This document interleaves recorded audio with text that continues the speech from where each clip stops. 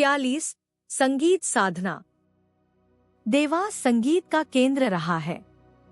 रज्जब अली खां तथा कुमार गंधर्व जैसे दिग्गज संगीतकारों ने इसे अपनी संगीत कला से सुशोभित किया, इसे अपना निवास स्थान बनाया। अब जबकि कुमार गंधर्व ने अपना मकान आश्रम से लगकर बना लिया था, तो संगीत लहरियां आश्रम में भी गूंजने लगी थी। प्रातःकाल जब महाराज श्री तथा मैं भ्रमण के लिए निकले, कुमार गंधर्व अपना रियाज कर रहे थे। वायुमंडल में संगीत के आलाप तथा ताने अपना रस बिखेर रही थी। महाराज श्री के कदम भी थोड़ी देर के लिए रुक गए थे। कुछ देर हम दोनों मौन चलते रहे। फिर मैंने प्रश्न किया, महाराज जी, संगीत भी एक साधना है? महाराज श्री बोले, हाँ, साधना तो है, यदि मन हृदय को छुए तो। संगीत, जिसका आज के युग में व्यवसायीकरण हो गया है तथा लोगों के मनोरंजन की वस्तु बन गया है, वास्तव में किसी समय महात्माओं की साधना का एक अंग था। संत तथा भक्त लोगों का मन बहलाने के लिए नहीं, भगवान के समक्ष विनय पुकार करने के लिए, मन का रोना रोने के लिए, भगवत सहायता प्राप्ति के लिए गाया करते थे। उनका गायन हृदय से निकलता था, गायन के साथ मन रोता था, नेत्रों से अश्रुपात होता था। यह उनकी साधना थी। साधना का कार्य मन को साधना है। यदि संगीत अंतर्मुखी होगा, तभी तो मन को साध पाएगा। बहिर्मुखी संगीत मन को अधिक चंचल, अभिमानयुक्त तथा विकारी ही बनाता है। वैसे कहते तो लोग संगीत के रियाज को संगीत साधना ही है, पर संभवतः वह संगीत के रियाज तथा साधना के अंतर को समझ नहीं पाते। सुर, ताल, राग, आलाप, तान आदि का अभ्यास रियाज है, किंतु लयबद्ध होकर अपने हृदय के भावों में खो जाना साधना है। रियाज का आधार मस्तिष्क तथा गला है, तो साधना का आधार हृदय। रियाज का मन पर प्रभाव नहीं पड़ता, किंतु साधना मन को निचोड़ कर रख देती है। रियाज की सीमा कला है, तो साधना की सीमा कला रहित असीम ईश्वर। संगीत के कलाकार वंदनीय हैं, क्योंकि वे एक कला को जीवित बनाए हुए हैं, जो कि साधना का एक महत्वपूर्ण अंग है। किंतु यह आवश्यक नहीं कि प्रत्येक कलाकार साधक भी हो। एक साधक के संगीत का अभ्यास ही साधना हो सकता है। उसका संगीत साध्य नहीं, साधन होता है। कलाकार रियाजी अवश्य हो सकता है। तानसेन के गुरुदेव स्वामी हरिदास जी कभी रियाजी रहे होंगे, सुरताल, आलापतान का अभ्यास किया होगा, किंतु अब वे एक साधक बन चुके थे। उनका संगीत रियाज की सीमाओं को लांघता हुआ साधना के अथाह सागर का रूप ले चुका था। अब वे केवल भगवान के सामने ही गाते थे। सुरताल की कोई आवश्यकता नहीं रह गई थी। सुरताल एक समर्पित सेवक की भांति उनके गायन के पीछे चलते थे। मंदिर में भगवान के समक्ष या अकेले में आप हृदय खोल कर रख देते थे। उनका मन प्रभु चरणों में समर्पित हो जाता था। यही उनकी संगीत साधना थी, अर्थात संगीत के माध्यम से संगीत का आधार लेकर मन को साधने की साधना। संगीत गौण होता है, साधना मुख्य होती है। जहाँ संगीत मुख्य हो जाता है, वहाँ साधना नहीं रहती। हरिदास जी के देह त्याग के पश्चात उनके शिष्यों की दो शाखाएं हो गईं, भक्त तथा दरबारी। पहली शाखा के लोग हरिदास जी की तरह ही मंदिर में भगवान के समक्ष ही गाते थे, परंतु एक अंतर आ गया था। जहाँ हरिदास जी भगवान के सामने अकेले गाते थे, वहीं अब गायक के पीछे श्रोताओं की मंडली होती थी। गायक का ध्यान थोड़ा बंटने लग गया था।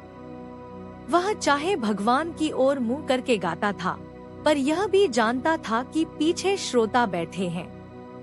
कई बार श्रोताओं को रिझाने के लिए भी वह कला पक्ष का सहारा लेता था, जिससे उसका भाव पक्ष दब जाता था।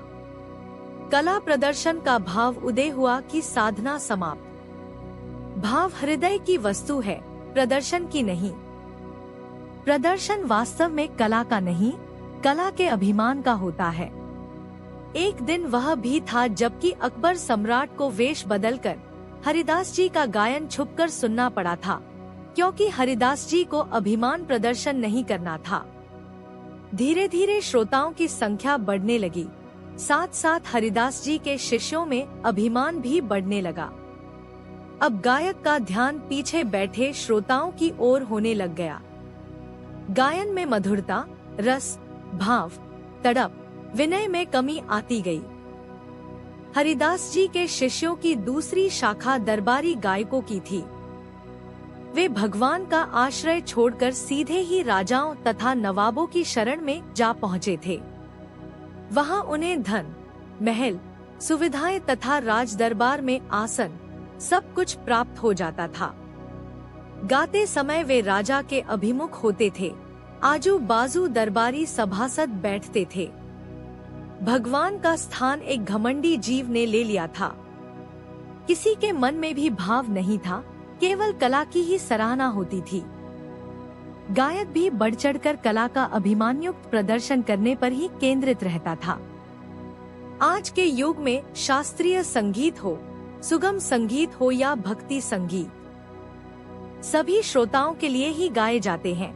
भगवान कहीं दिखाई नहीं देते। पृथ्वी कभी पूर्णतया सत्व गुण से रिक्त नहीं होती, इसलिए संभव है कि कोई गायक गुरु या भगवान के लिए गाता हो। रियाज करते समय भी मन में श्रोताओं का ही भाव बना रहता है। रियाजी सुरताल में ही उलझा रहता है, अभिमान बना रहता है। इसको क्या कोई संगीत साधना कह सकता है? प्रश्न: किंतु सामान्य व्यक्ति एकदम भाव प्रधान गायन नहीं कर सकता। पहले तो उसे रियाज से ही आरंभ करना होगा। उत्तर: इस बात से मैं कहाँ इनकार कर रहा हूँ। अपवाद की बात अलग है, अन्यथा सामान्य व्यक्ति के लिए पहले शिक्षण तथा रियाज आवश्यक है।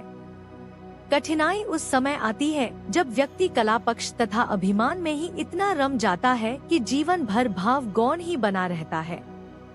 वह अपने गायन की प्रशंसा सुनना चाहता है, श्रोताओं के मनोरंजन के लिए जीवन भर गाता रहता है।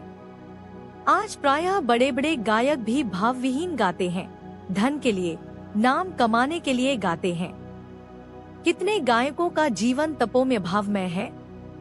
कितने गायक साधन की किसी अवस्था विशेष तक पहुंच चुके हैं।